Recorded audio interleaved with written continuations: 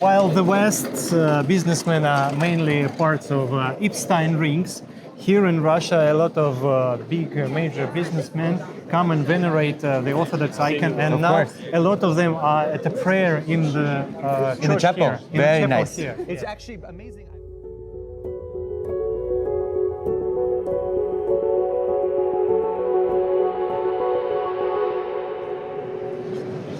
So hello everyone, this is Andrey Afanasyev and Christopher Halali. A pleasure to join you. Friend. A pleasure to be with you. We are at SPIEF Forum. Just behind ourselves there is the booth of Donetsk People Republic, a region that had a lot of our time and attention. Absolutely. So Christopher, what do you feel when you see such a beautiful booth in the very center of a SPIEF huge forum, representing the region that has become our second home for both of us? I will tell you one thing. First and foremost, it's a great pleasure to see the booth of not only Donetsk People's Republic, but also Lugansk People's Republic, which is nearby here, and to see the people that I know and love. Actually, some of my friends are here working at the booth. But the bigger thing for me is that this should have been done a long time ago. This should have been from 2014. And so I think that it's better late than never.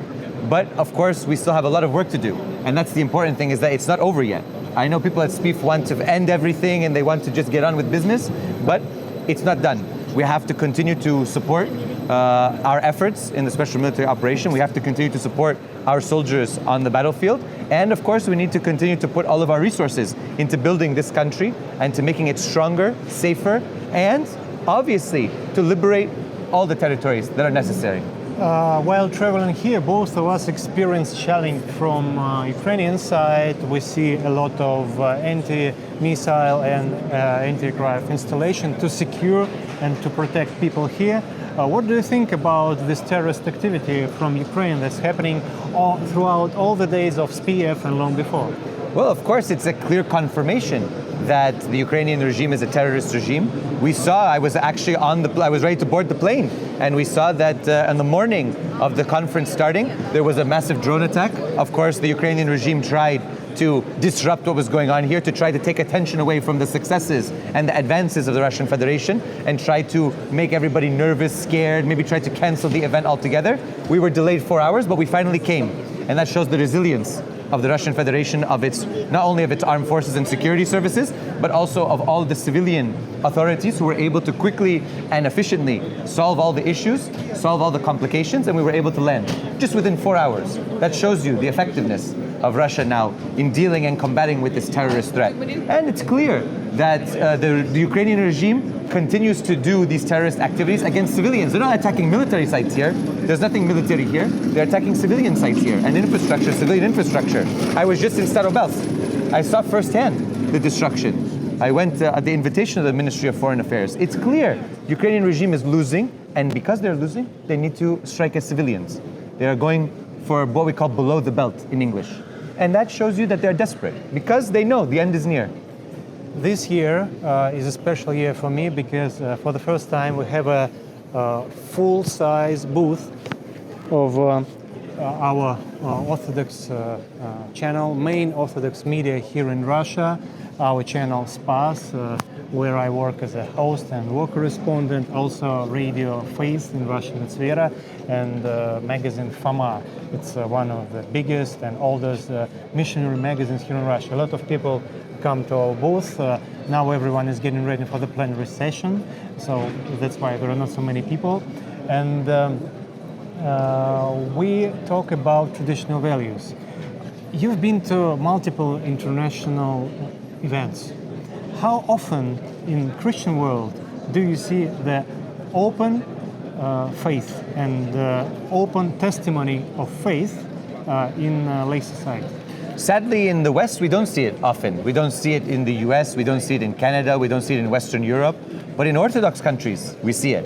We still see it in Greece, even with all of its problems, even with its government that's Russophobic and pro-LGBTQ and all of these things. We still see the faith of the people. We still see it in a lot of the Orthodox traditional world. We don't see it as much anymore in other parts of Western Europe because of secularism, because they have attacked religion so much. Instead of learning to live with religion and allowing for religious people to be open about their faith, they want to get rid of it. They want to put it away. They want to hide it. But you can't hide your faith. If you believe, You want to show your faith, whatever the faith is. And I believe that in a society like Russia, which is multi-religious, you see that everybody can practice their faith openly without problems. People are open, and you see religious processions. I've been in some Orthodox ones, carrying icons, carrying religious banners, carrying the cross and the excepteria, we call them. And you see that people do it openly. And the government allows it to happen. The people are enthusiastic about it. And you see that the religious faith and the religious expression are part of the culture. But sadly, in the West, it's not this way anymore. I want to make a small present for you. That's the icon of saint patrons of entrepreneurs. Thank you so much. While the West's businessmen are mainly parts of Epstein rings, here in Russia, a lot of big major businessmen come and venerate the Orthodox icon, and now a lot of them are at a prayer in the in the chapel. Here, Very nice. Here. It's actually amazing. I was walking up here when I first came, and I didn't know that there was a chapel on site. And I was able to, it's very beautiful, and it shows that Russia is open not only to religion, it's promoting the traditional values, it's promoting a society in which people can have their religious faith and where religion is a cornerstone of life. Because let's be honest, if we are going to promote traditional family values, it is religion that is the source of that. It is religion that teaches us in the first commandments and the first rules and ethics and morals of different religious traditions. It's found there. And in the Orthodox Church, the family is the center. The family is the center, and this is our Trinitarian theology as well, that the family is an integral component of that.